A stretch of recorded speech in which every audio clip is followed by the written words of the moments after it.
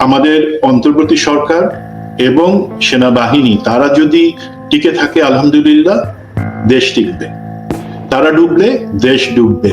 16 বছরের জঞ্জাল 16 দিনে শেষ করা যাবে না। দ্রোহীদের, এই খুনিদেরকে তার জায়গা থেকে না সরাই দিই তাহলে তো প্রতিদিনই আবার জঞ্জাল পড়বে। Remember this things. তারা এখন মরণ কামড় দেওয়ার চেষ্টা করবে এবং কিছু কিছু কামড় দেওয়ার চেষ্টা করেছে, সেটা আমরা দেখতে পাচ্ছি। যে কথাগুলো এখন বলবো জেনারেল ওয়াকার সম্পর্কে, উনিও সেই লাইটে সেটা দেখবেন। স্যার, আমি এখনো আপনার আগুনের গোলা, ডোন্ট মাইন্ড। আমি কিছু জিনিস বলি। প্রথম কথা, জেনারেল ওয়াকার কিন্তু এখন অ্যাকচুয়ালি খুব পপুলার সাপোর্টের মধ্যে আছেন। কিভাবে বলি যেগুলো গুজব না জেনে?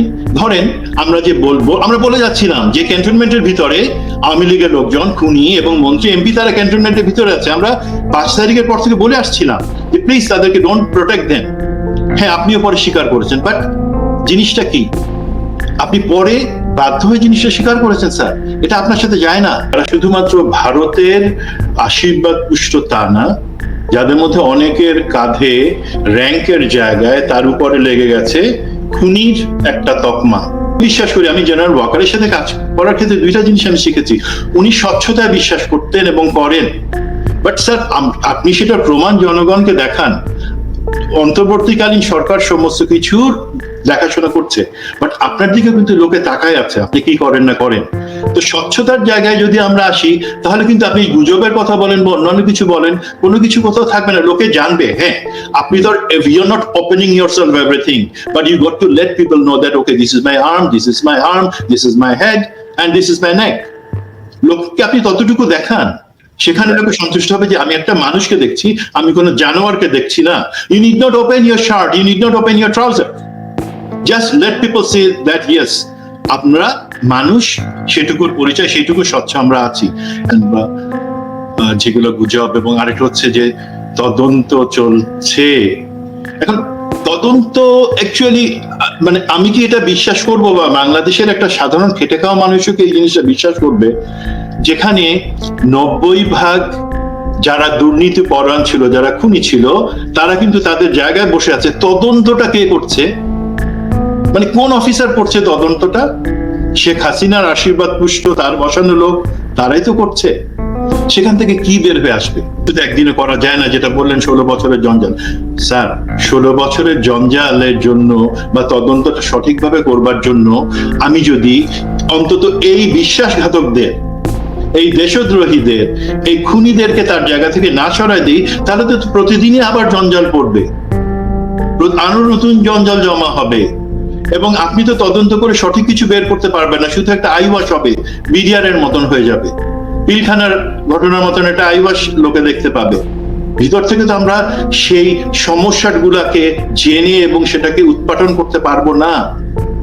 এবং এইখানে গুরুত্ব হচ্ছে যে আপনাকে মিডিয়াতে, গণমাধ্যম, শুধু দেশের কয়েকটা চ্যানেল যার অর্ধেক মালিক, অর্ধেকেরও বেশি মালিক এখনো সেই হাসিনার বসানো মালিক, যারা দেশটাকে ধ্বংস করার জন্য অনেকাংশে দেয়, তারা কিন্তু সেখানে বসে আছে। তারা শুধু করবে না, তারা আবার টিকে থাকবার জন্য একই স্টাইলে খবর করে যাবে, সংবাদ দিবে। আমি সাংবাদিকদের প্রতি সম্পূর্ণ শ্রদ্ধা রেখেও বলি, আপনারাই জানেন যে কিভাবে আপনাদের সহকর্মী সাগর রুনিকে হত্যা করা হয়েছে, কার স্বার্থে হত্যা করা হয়েছে, এবং সেটা কিভাবে ধামাচাপা দিয়ে রাখা হয়েছে। আপনারা কি কিছু করতে পারছেন? করতে পারেন না। কিন্তু তো আমি চাই, এবং যারা এই কথাগুলো বলছেন, আমি বুঝি যে ইউটিউবার্স বা যারা বিভিন্ন চ্যানেল, কনক সারওয়ার, পিনাকি ভট্টাচার্য, দেন ইলিয়াস, ওনাদের মতন, তারপরে আরো অনেকে আছে, তাদের উদ্দেশ্যে হয়তো এটা বলা। বাট আপনারা ব্যস্ত আছেন স্যার, আমি আপনাকে জিজ্ঞাসা করি স্যার, যেহেতু কথাটা সাক্ষাৎকারটা আপনি দিয়েছিলেন, সেখানে আপনার কি সত্যি সুযোগ হয়েছিল যে ওনাদের সব ধরেন কনক সারওয়ারের সবগুলা ফিড দেখবার জন্য?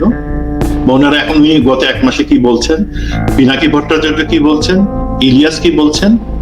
হ্যাঁ, ওনারা হয়তো অনেক কথা অনেক সময় হাস্যরসাত্মক উপস্থাপন করেন, কিন্তু আমি যতদূর জানি, কারণ আমার কাছে অনেক সময় ফোন করেছে ঘটনার সত্যতা যাচাইয়ের জন্য, আরো অনেকের কাছে ফোন করেছে।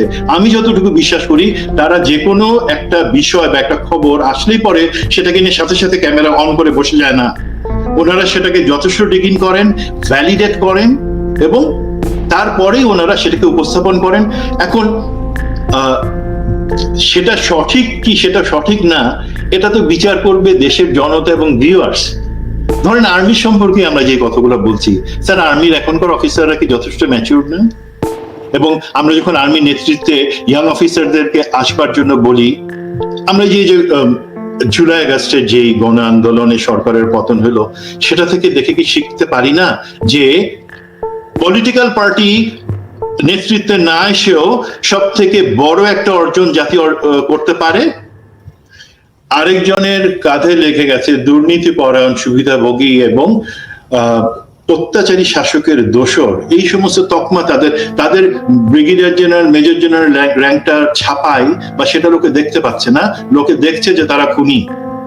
এখন কোশ্চেন হচ্ছে যে আপনার যে পপুলার সাপোর্ট আছে তার বিপরীতে আর্মিতে এখনো যারা আছে এবং চাকরিতে আছে, দ্যাট ইজ সারপ্রাইজিংলি তারা এখনো চাকরিতে আছে, তারা কতটুকু ওনার জন্য বিপজ্জনক বা দেশের জন্য, জিনিসটা মনে রাখতে হবে।